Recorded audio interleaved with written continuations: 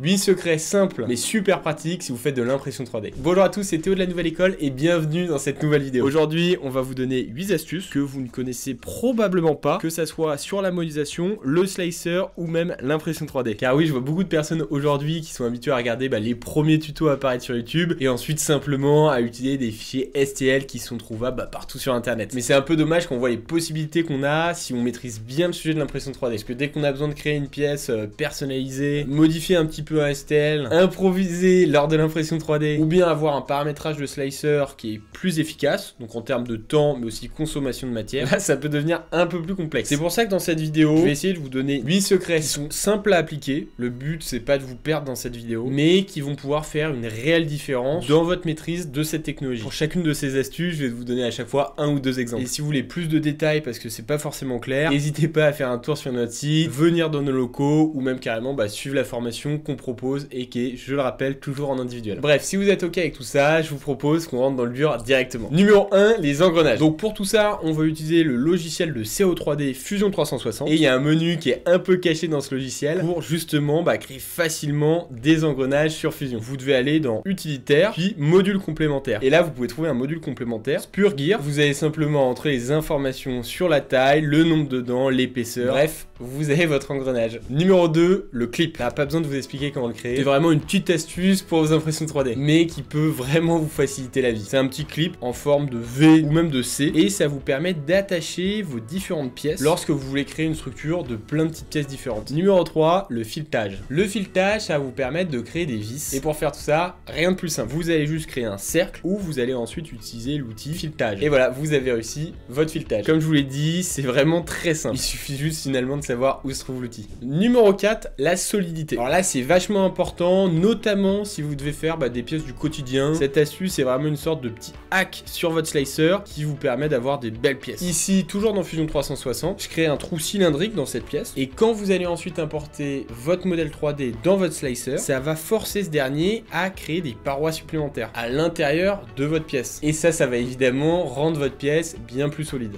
Numéro 5, les supports. Cette astuce, étant donné qu'on parle de support, ça se passe non pas sur votre logiciel de CO3D, mais directement dans votre slicer. Si vous imprimez des pièces avec des grands porte-à-faux, les supports traditionnels, c'est vrai que ça peut être un peu difficile à les retirer. Et si vous y arrivez, ça peut en plus laisser des marques. Donc pour éviter tout ça et avoir in fine un modèle bien propre, vous pouvez tout simplement utiliser des supports organiques. En plus, c'est super beau à regarder. Il faut vraiment que ça devienne un réflexe pour vous, notamment à toutes les personnes qui impriment des figurines. Numéro 6, le remplissage. Lorsque vous imprimez un objet volumineux, un carré, une sphère, bref, avec les paramètres par défaut, ça peut vous prendre sur cette pièce-là 18 heures et 54 minutes. Et ça va utiliser ici 114 grammes de filament. Donc simplement, si je passe le remplissage en mode Lightning, là vous voyez directement que ça économise du temps et des matériaux. Ce type de paramétrage, il faut l'utiliser quand vous avez une pièce uniquement d'exposition. Il ne doit pas être particulièrement solide ou résister à des intempéries. Bref, encore une fois, idéal si vous faites des figurines. Numéro 7, les print in place. Alors c'est un sujet qu'on a déjà abordé, faut dire, c'est assez cool. Le print in place, c'est vraiment un bon moyen d'améliorer votre niveau en impression 3D. Et évidemment en modélisation. Parce que pour rappel, c'est un objet mécanique qui doit tout simplement être imprimé en une seule fois. Donc c'est un sacré défi. Vous pouvez d'ailleurs en trouver des tas sur vos sites de téléchargement préférés. Donc là, le but ici, c'est de créer un objet qui va être modulable, donc en une seule impression. Donc pour vous expliquer ici rapidement le fonctionnement de mon modèle, le modèle il utilise un axe conique ici. Vous insérez un trou